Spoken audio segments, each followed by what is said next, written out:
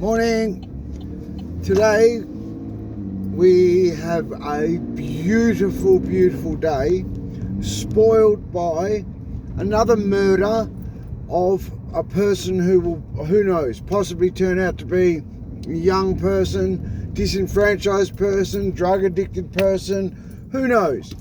Another situation where, due to years of mismanagement in our system, due to years of stubbornly going down the path of prohibition, oh yeah, we'll really give those organised criminals $1 billion while we're trying to tell disenfranchised youth, you should maybe get a job and earn minimum wage and, it'll be all right, while their mate's older brother overtakes them in a Lamborghini.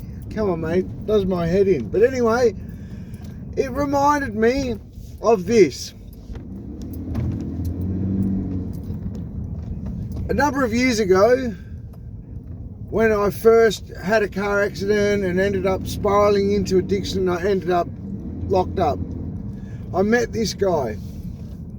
He was a great bloke, decent, nice person. You meet these people, you can tell their parents instilled good values in them. But he was in, he had he was amongst that disenfranchised. It's hard to talk about without sounding all judgy. Anyway, so when you're in that scene, you have to act a certain way. Anyway, what happened was, he got in an argument and he got confronted by 10 angry youth coming with all their gang, boy stuff, and they came around to his place with a knife. A couple of them had knives. Somehow in all that, he ended up, obviously when you're in that situation, this is why sometimes you hear this is talk of utopian nonsense. When you're in those positions, there's only one thing that's going to save you, and that is primal. It's primal. It becomes, you are no different, in effect, to a bloody chimpanzee. And I mean that with all the respect in the world to both us and the chimpanzee. Anyway, so what's happened in that, he's obviously got angry and whatnot, and he's ended up somehow with the knife in his hand, and he's lashed out, and he stabbed the people that came to his house in anger.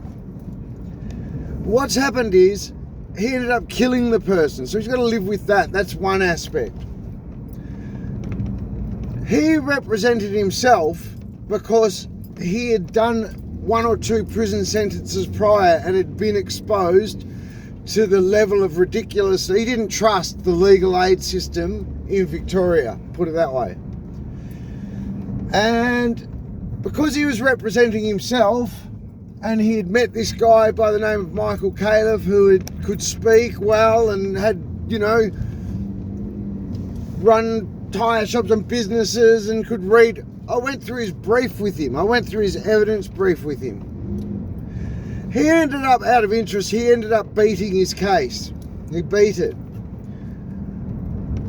But what I did learn that on that occasion, when I was reading that brief, and an evidence brief is very confronting.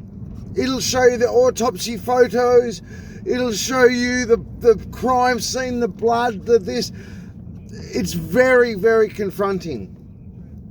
And what I learned from that about knife crime, that day, I can remember during that period of time, about a month of just reading and going over and talking. He wouldn't talk to anybody else but me about his case, because loose lips sink ships, and he was that scared of the Victorian judicial system. Fact. Anyway, so me and him would have quiet conversations in the yard of the prison we were in. In that brief, I distinctly remember, and I remember even saying it to him, had that knife hit it was measured down to about 0.3 of a millimetre. Had that knife hit 0.3 of a millimetre to the left, that person would not have died. He would not have been at the time staring down what looked like a good chance he was going to be getting 20 years prison for. And that other disenfranchised, angry youth who just was acting the way he thought was best to act, all tough, bravado around his mates, would still be alive. 0.3 to the tiniest amount, 0.3 of a millimetre to the left or right, he would not have hit the main artery or the main aorta, whatever the vein is in your heart. It would have pierced the muscle tissue of his heart, but the guy would not have bled out near instantaneously, and he would have been alive. My point is, whenever I hear of these knife crimes I think, guys, young guys, you're not some samurai warrior, mate. You wield these knives around like you know, what's his name from Lord of the Rings? You're not trained. Yeah, just stab him, poke holes in him, cuz. You hit 1 mil to the left, you are walking 20 years worth of jail. Over what? A bit of a hard-on, bit of testosterone, like, yeah, bro, I'm gonna beat him, bro. Come on, mate. Think about what you're doing.